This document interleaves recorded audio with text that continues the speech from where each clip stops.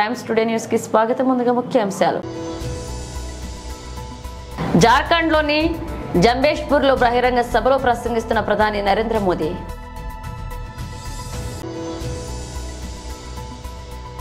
ఖైరతాబాద్ గణేష్ పూజలో పాల్గొన్న మాజీ మంత్రి హరీష్ రావు.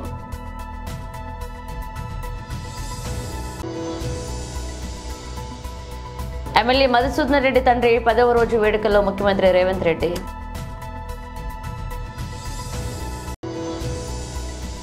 సుధాంశు త్రివేది, శ్రీ వీరేంద్ర సబ్జేవాచే సంయుక్త ప్రెస్ కాన్ఫరెన్స్ ఢిల్లీ. జార్ఖండ్లోని జంషెడ్పూర్లో బహిరంగ సభలో ప్రసంగిస్తున్నారు ప్రధాని నరేంద్ర మోదీ. झारखंड के आप लोगों से मैंने वादा किया था कि आमने सामने आकर बातचीत होगी. जब सुबह मैं रांची पहुंचा तो मौसम ज्यादा खराब हो गया. हेलीकॉप्टर उड़ नहीं सकता था. इसलिए मैंने तय किया कि सड़क के रास्ते ही जमशेदपुर जाऊंगा.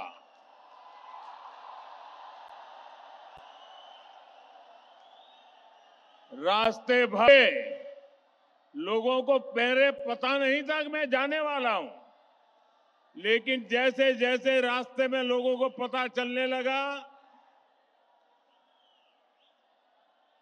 भारी बारिश के बीच भी हाथ में झंडा लेकर के लोग पूरे रास्ते में खड़े थे, स्थान स्थान पर खड़े थे. ये प्यार, ये आशीर्वाद मेरे जीवन की बहुत बड़ी पूंजी है.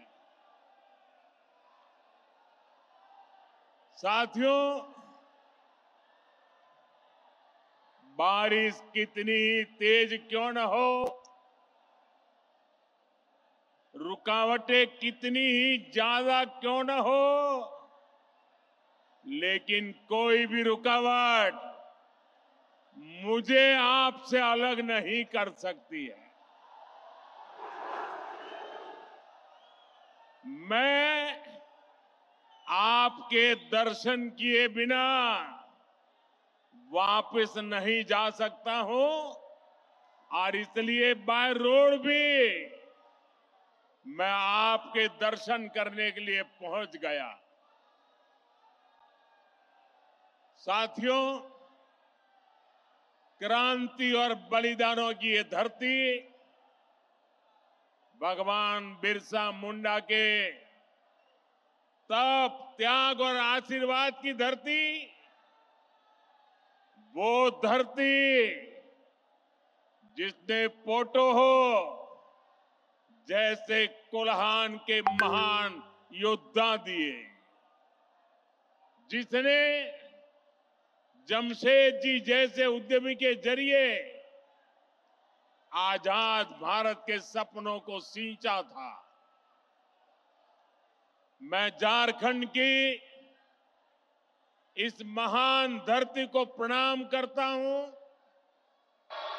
साथियों, आज कर्मा पूजा की उमंग के बीच यहां आने से पहले मुझे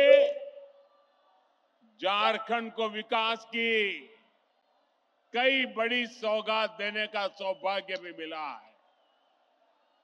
मैं कर्मा पर्व की आप सभी को बधाई देता हूं. साथियों, उत्सव के इस माहौल में आज झारखंड को 6 नई वंदे भारत ट्रेनें मिली है. झारखंड के अलग अलग शहरों में लोगों को अब आधुनिक सुविधाओं के साथ हाई स्पीड सफर का अनुभव मिलेगा. इसका बड़ा फायदा मध्यम वर्ग को होगा, उद्यमियों को होगा। इससे युवाओं के लिए रोजगार और प्रगति के भी अवसर बनेंगे। साथियों, आज झारखंड के हजारों गरीबों को पीएम आवास योजना के जरिए पक्के घर भी मिले हैं। इनमें से ज्यादातर घर मेरी माताओं बहनों के नाम पर है। कर्मा पूजा के दिन बहनें अपने भाई की लंबी आयु के लिए प्रार्थना करती है। आज आपका ये भाई अपनी बहनों को अपने पक्के घर का उपहार देकर धन्य हो गया है। साथियों, कुछ ही महीने पहले लोकसभा चुनाव के दौरान भी आप सबका आशीर्वाद मांगने झारखंड आया था। आप उस तपती गर्मी में भी मुझे अपना स्नेह देने आए थे। दुनिया ने देखा, एक तरफ सारा विपक्ष मोदी को हराने के लिए बेचैन, पूरी जमात बड़े बड़े षड्यंत्र, बड़ी बड़ी साजिशें, झूठ फैलाने की इतनी बड़ी मशीनरी,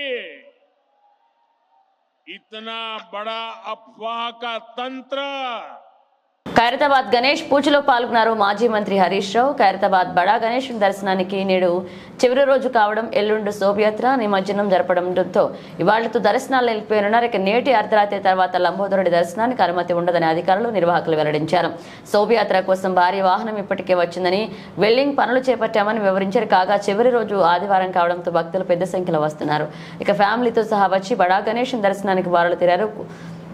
భక్తులు పోటెత్తడంతో ఖైరతాబాద్ లో రద్దీ నెలకొంది. ఖైరతాబాద్ మెట్రో స్టేషన్, టెలిభవన్ వైపు రద్దీగా ఎక్కువగా ఉంది. ఇక దర్శనానికి చివరి రోజు కావడంతో భక్తులు రద్దీకి అనుగుణంగా సెక్యూరిటీ ఏర్పాట్లు చేస్తామని, ఎక్కడ ఎలాంటి ఇబ్బంది తలెత్తకుండా జాగ్రత్తలు తీసుకున్నామని పోలీసులు తెలిపారు. సీసీ కెమెరాల ద్వారా ప్రత్యేకంగా మానిటరింగ్ చేస్తున్నట్లుగా చెప్పారు. ఈ రోజు సాయంత్రం బడా గణపతి మెడలో వేస్తున్న 1,00,000 రుద్రాక్షలను పంచిపెట్టనున్నారు. సెప్టెంబర్ 17న మహాశోభయాత్ర తర్వాత హుస్సేన్ సాగర్ నిమజ్జనం జరగనుంది.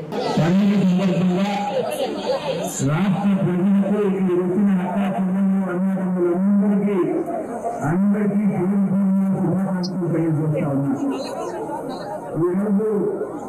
ప్రపంచంలోనే మన ఖైరతాబాద్ వినాయకుడు ప్రపంచంలోనే ఒకప్పుడు లాల్ బాగ్లో వినాయక చవితి అంటే ముంబైలోని లాల్ బాగ్ గుర్తొచ్చింది. కానీ దేశమంతా అంటున్నది ఒకటే మాట, అది ఖైరతాబాద్ గణేష్ జై బోలో గణేష్ మహారాజ్ కి జరుగుతుంది. దేశంలోనే కాదు, ప్రపంచంలో అతిపెద్ద గణేష్ విగ్రహాన్ని స్థాపించిన ఘనత మా ఖైరతాబాద్ నిర్వాహకులకే దక్కింది. వారందరికీ మనస్ఫూర్తిగా అభినందనలు, శుభాకాంక్షలు తెలియజేస్తా ఉన్నా. ఇంట్లో ఒక చిన్న శుభకార్యం చేయాలంటేనే చాలా కష్టమవుతుంది. 70 ఏళ్ళకేది 70 ఏళ్ళ ఈ విగ్రహాన్ని పెట్టిందంటే నిజంగా మన నిర్వాహకులు చూసి ఎంతో గొప్పని వారిని నేను మనస్ఫూర్తిగా అభినందిస్తా ఉన్నా. ఈరోజు భారతదేశంలో మనకి భారతీయ సంస్కృతి చాలా గొప్పది. భిన్నత్వంలో ఏకత్వం, ఏకత్వంలో భిన్నత్వం. అంటే మనం అందరం వేరు వేరుగా జీవిస్తాం, కానీ ఏదైనా సందర్భం వస్తే అందరూ ఒక్కటే యొక్క గొంతుకై కదులుతాం. అదే భారతీయ సంస్కృతి. అది దసరా పండుగైనా, దీపావళి పండుగైనా, బతుకమ్మైనా, బోనాలైనా, శ్రీరామనవమైనా, వినాయక చవితి అయినా, హోలీ అయినా, రంగోలీ అయినా అందరూ కలిసి సామూహికంగా నిర్వహించుకునే గొప్ప సంస్కృతి మన భారతీయ సంస్కృతి అని చెప్పి గుర్తు చేస్తా ఉన్నా. ఈ సంస్కృతిని భిన్నత్వంలో ఏకత్వాన్ని కలిగే ఈ సంస్కృతిని ముందు ముందు రాబోయే తరాలకు మనం దీన్ని కంటిన్యూ చేయాల్సినటువంటి బాధ్యత కూడా మనందరి మీద కూడా ఉంది అని మనం చేస్తా ఉన్నాం. మేమందరం న్యాయస్థులతోగానే ఒక డివోషనల్ ప్రోగ్రామ్ అనుకుంటాం, కానీ ఇక్కడ ఒక డివోషనే కాదు, ఎమోషన్ కూడా ఉంది. మీకు గుర్తు చేస్తా ఉన్నా, వినాయక చవితి డివోషన్తో పాటు ఎమోషనాలిటీ కూడా కలిగి ఉన్నది. ఆనాడు స్వాతంత్రోద్యమంలో బాల గంగాధర్ తిలక్ గారు భారతీయులందరినీ ఒక దాడికి స్వాతంత్రోద్యమంలో వినాయక ఉత్సవాలను సామూహికరించి భారత ప్రజలను ఒక్కసారి వచ్చిన గొప్ప నాయకుడు బాల గంగాధర్ తిలక్. అంటే స్వాతంత్రోద్యమంలో వినాయక చవితి ఉత్సవాలు భారత ప్రజలను ఒక్కసారి ముందుకు చరిత్ర కూడా ఈ వినాయక చవితికి వచ్చినాయి. ఆ సాంప్రదాయాన్ని మనం ఇంకా కూడా కొనసాగిస్తున్నాం, తప్పకుండా రాబోయే రోజుల్లో కొనసాగిస్తున్నాం. ఇవాళ రాష్ట్రంలో కొన్ని జిల్లాల్లో అకాల వర్షాలు తుఫాన్ వచ్చి ప్రజలు బాధపడతా ఉన్నారు. ఆ విఘ్నేశ్వరం పాటు ఆ తుఫాన్లో ఇబ్బంది పడ్డ ఆ ప్రజలకు ఢిల్లీలోని ప్రెస్ కాన్ఫరెన్స్ లో పాల్గొన్నారు సుధాంశు త్రివేది, వీరేంద్ర సత్యవాచి సంయుక్త కార్యక్రమంలో ప్రెస్ కాన్ఫరెన్స్ లో మాట్లాడుతున్నారు. भगवान राम के घर आने का जो पर्व है दीपावली, उस पर तो आतिशबाजी में प्रतिबंध है और इनके जेल से घर आने पे आतिशबाजी चलाई जा रही है। तो आप सोचिए कि जिस व्यक्ति का कैरेक्टर और एक्ट इसमें इतना भारी अंतर हो, तो मुझे लगता है वो सारी बात समझी जा सकती है। मुझे लगता है अब उनकी स्थिति ये हो गई है। आपको ध्यान हो, हम लोग 51 में जनसंघ के रूप में बीजेपी बने। आज कितने साल हो गए? 73 साल। आज तक हमने कभी कांग्रेस समझौता नहीं किया। ये कांग्रेस को बेईमान कह के सत्ता में आए थे, 73 दिन में सरकार में, और अब कह रहे हैं कलेक्टर चुनना। फिर 49 दिन की सरकार गिरी थी, याद करिए। वो अलग छोड़ दीजिए, कसम असम खाई थी तो छोड़ दीजिए। 49 दिन सरकार के लिए बात करता, अब गलती हो गई, अब दोबारा कभी नहीं बनाएंगे, कांग्रेस से गठबंधन नहीं करेंगे। फिर किया, और अभी संजय जी ने बताया शून्य। उसके बाद मुझे लगता है कि अगर वो इस प्रकार से तुलना कर रहे हैं तो यह न सिर्फ भारतीय समाज और हिंदू धर्म के प्रतीकों का अपमान है, बल्कि उनके मानसिक दिवालियेपन का ऐलान है। पीयूष आज तक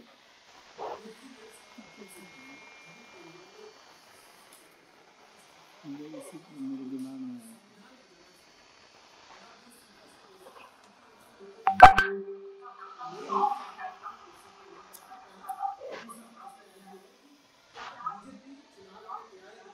मैंने अभी आपसे कहा और माननीय सुधांशु जी ने भी कहा, उनका अपना फैसला 3 महीने पहले सुना चुकी है और अरविंद केजरीवाल गली गली उस समय भी घूम रहे थे और वो बार बार एक ही बात कह रहे थे कि अगर आप लोग चाहते हो कि मैं जेल ना जाऊं तो आम आदमी पार्टी को वोट दीजिए। दिल्ली की जनता ने फैसला सुना दिया, इनको 0 करके भेज दिया। और मैं फिर कह रहा हूँ कि अगर इनमें जरा सी भी नैतिकता है तो ये अपने इस्तीफे की बात ना करें, पूरा का पूरा मंत्रिमंडल इस्तीफा दे, नवंबर में चुनाव होते हैं, आज कराएं। जनता इनको जवाब, मैं बता रहा हूँ, हम कह रहे हैं चुनाव की तैयारी इसलिए कह रहे हैं, हमें पता है कि जनता का दर्द क्या है। पूरी दिल्ली की जनता इनसे निजात चाहती है, इनके भ्रष्टाचार से मुक्ति चाहती है। आनंद पांडे टीवी ने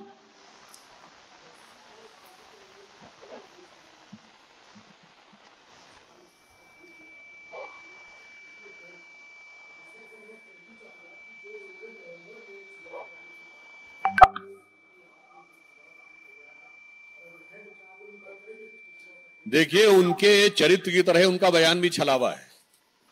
मुख्यमंत्री हैं तो कैबिनेट की बैठक बुला के रेजोल्यूशन करके एलजी को इस्तीफा दे दिया है। कभी कोई सीएम मांग करता है कि चुनाव कराना है, फट से जाके डिसॉल्व करके असेंबली को सरकार इस्तीफा देती है, विधानसभा भंग करने की सिफारिश की जाती है और राज्यपाल को दिया जाता है। यही है, वो अंदर से कुछ और बाहर से कुछ और नजर आते हैं। प्रज्ञा टाइम्स नो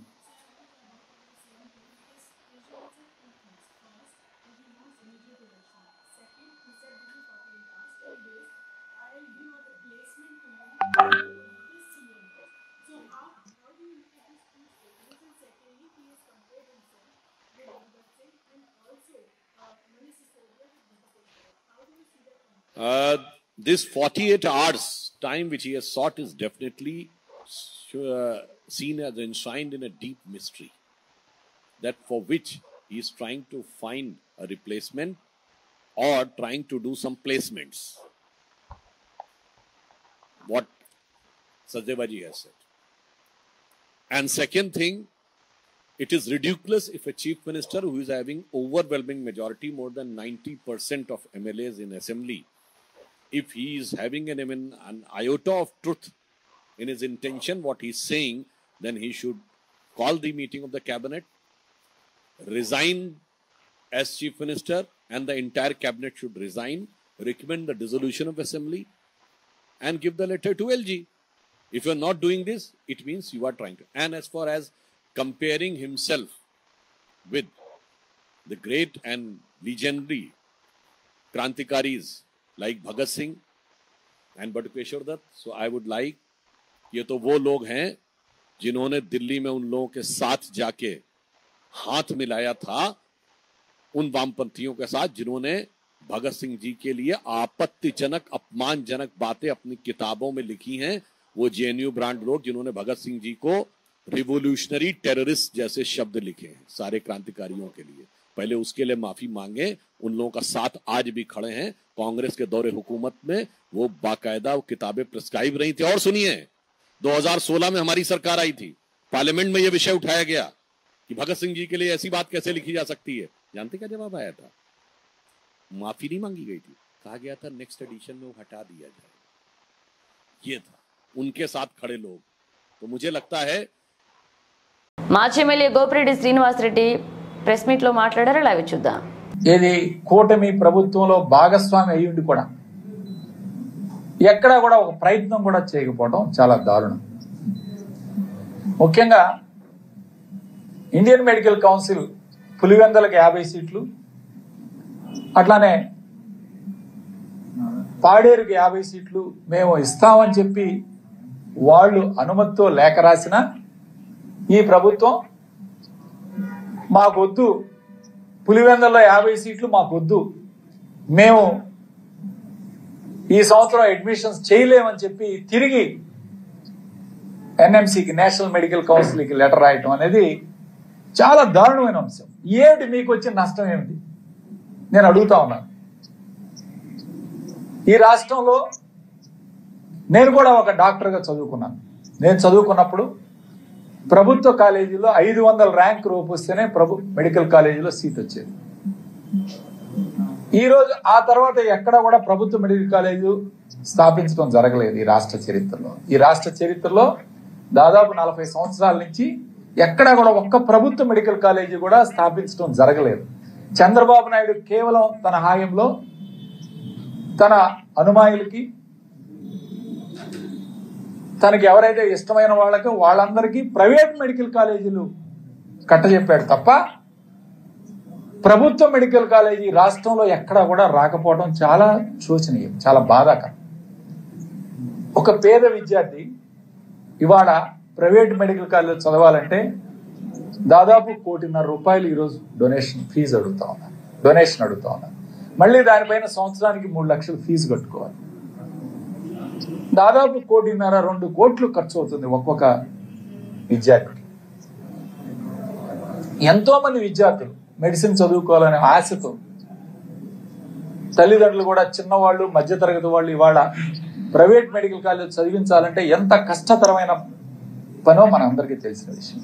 అలాంటిది జగన్మోహన్ రెడ్డి గారు 17 కొత్త గవర్నమెంట్ మెడికల్ కాలేజీలు స్థాపించి వాటన్నిటికి ఖర్చు పెట్టి సుమారు 8,500 కోట్ల రూపాయలు దానికి కేటాయించి కొన్ని బ్యాంకు లోన్ల ద్వారా తీసుకొచ్చి కాలేజీలన్నీ కూడా ప్రారంభించి ఒక పేద విద్యార్థి ఒక మెడికల్ ఎడ్యుకేషన్ అందుబాటులో తీసుకురావడం. ఈ 17 మెడికల్ కాలేజీ వలన కూడా దాదాపు 2,550 సీట్లు మనకు అందుబాటులోకి వస్తాయి. 2,550 సీట్లు అంటే సంవత్సరానికి 5 మెడికల్ కాలేజ్ చొప్పున వేసుకున్న 750 సీట్లు. గత 5 మెడికల్ కాలేజ్ గత సంవత్సరంలో ప్రారంభించిన 750 సీట్లు వస్తే ఈ సంవత్సరం మళ్ళీ 750 సీట్లకి మనం పర్మిషన్ తీసుకోవచ్చు.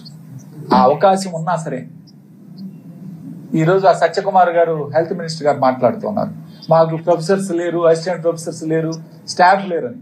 ఈ రాష్ట్ర చరిత్రలో జగన్మోహన్ రెడ్డి గారు 54,000 మందిని మెడికల్ అండ్ ఆరోగ్య శాఖలో రిక్రూట్ చేసుకున్న ఘనత ఒక జగన్మోహన్ రెడ్డి గారు.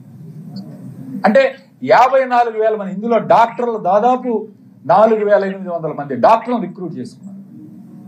అంటే ఇంతమంది డాక్టర్లు రిక్రూట్ చేసుకున్నా మీరు కొరత ఉందంటే. తెలంగాణ ఉద్యమ నేత బీఆర్ఎస్ నాయకుడు జిట్టా బాలకృష్ణారెడ్డికి బీఆర్ఎస్ వర్కింగ్ ప్రెసిడెంట్ కేటీఆర్ నివాళులర్పించారు. జిట్టా దశదిన కర్మ సంతాప సభకు హాజరైన కేటీఆర్ జిట్టా చిత్రపటానికి పూలమాలలు వేసి నివాళులర్పించారు. అనంతరం బాలకృష్ణారెడ్డి కుటుంబ సభ్యులను పరామర్శించారు.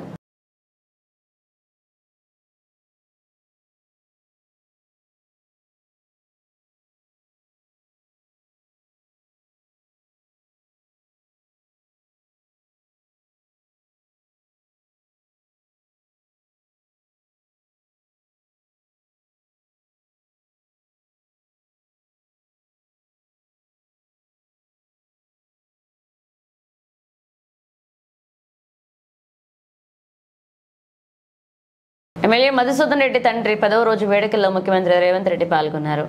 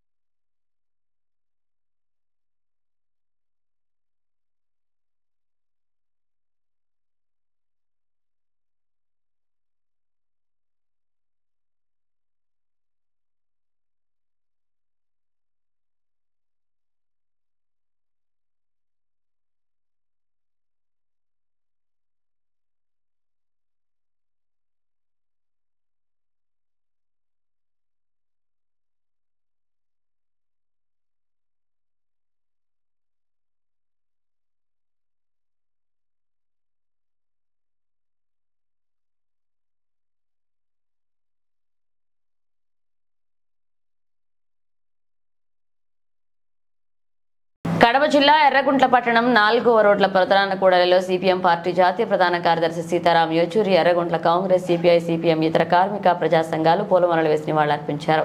ఈ కార్యక్రమంలో సిపిఎం నాయకులు విపి బయన్న, అన్వేష్, సిపిఐ నాయకులు ఓబుల్ రెడ్డి, కాంగ్రెస్ పార్టీ నాయకులు కృష్ణారెడ్డి, ఓబయ్య, ఆర్డీపీపీ కార్మిక నాయకులు వెన్నపూస సుబ్బారెడ్డి, మైనారిటీ నాయకులు హుస్సేన్ బాషా, అంబేద్కర్ ఫోరం నాయకులు హుస్సేన్ బాషా, మాల మహానాడు నాయకులు రాజు, ఎస్ఎఫ్ఐ మాజీ రాష్ట్ర కమిటీ సభ్యులు జీసీ కులాయిరెడ్డి పాల్గొన్నారు.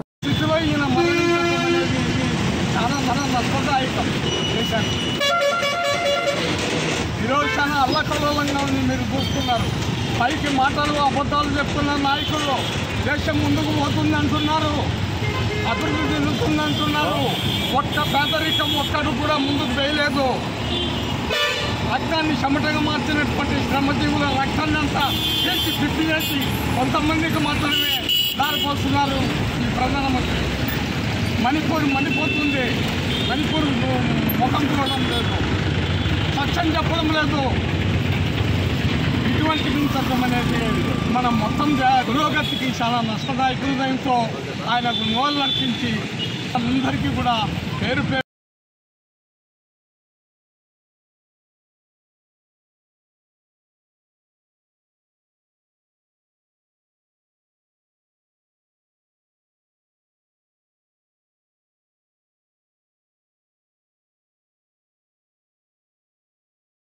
బులెటిన్ ముగించే ముందు హెడ్లైన్స్ మరోసారి. జార్ఖండ్లోని జంబేష్పూర్లో బహిరంగ సభలో ప్రసంగిస్తున్న ప్రధాని నరేంద్ర మోదీ.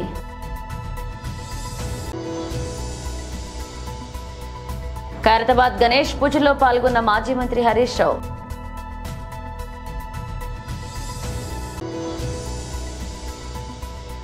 ఎమ్మెల్యే మధుసూదన్ రెడ్డి తండ్రి 10వ రోజు వేడుకల్లో ముఖ్యమంత్రి రేవంత్ రెడ్డి.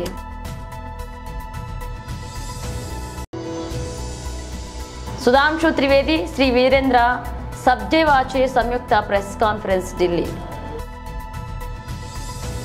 ఇవి బులెటిన్ అప్డేట్స్. మరో అప్డేట్స్ మళ్ళీ కలుద్దాం.